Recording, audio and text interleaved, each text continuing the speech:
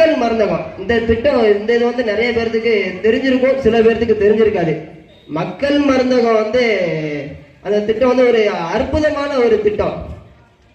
அதாவது நல்ல மருந்துகள், அதாவது மாத்திரை, டானிக், மருந்து, உயிர் காக்கும் மருந்துகள் அனைத்தும் நம்ம இந்த திட்டத்துல வந்து மிகவும் மலிவான விலையில, அதாவது சொல்ல போனா பிராண்டட், அதாவது சில கம்பெனி மருந்துகள், தனியார் மருந்துகள்லாம் எடுத்துக்கிட்டீங்கன்னா ஒரு 100 ரூபா 120 ரூபா இருக்கக்கூடிய மருந்து இந்த இதுல வந்து ஒரு 15 ரூபா 20 ரூபா அந்த தொகையில தான் இருக்கு.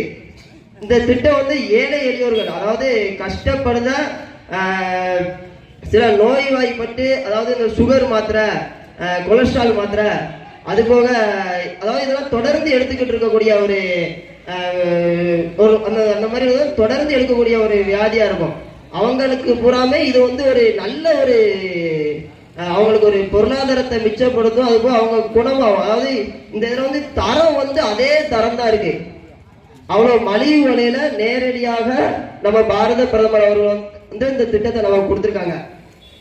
இந்த திட்டத்துல வந்து நம்ம பாத்தீங்கன்னா மெயினா பார்த்தோம்னா சுகர் மாத்திரை, அதாவது வேற கம்பெனில நான் பர்சனலா நான் பார்த்ததுல ஒரு கம்பெனில வாங்கி பார்க்கும்போது, வேற கம்பெனி மாத்திரை வாங்கி பார்க்கும்போது 50 ரூபா 60 ரூபா இருக்கு.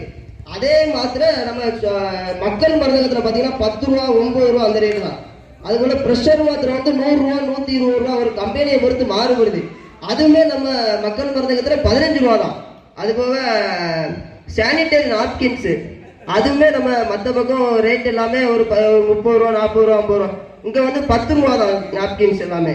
அது போக இது போக அனைத்து மருந்துகள், மருந்து பார்த்தீங்கன்னா தேவையான அனைத்து நோய்களுக்கும் இந்த மக்கள் மருந்தகத்துல வந்து மருந்து இருக்கு.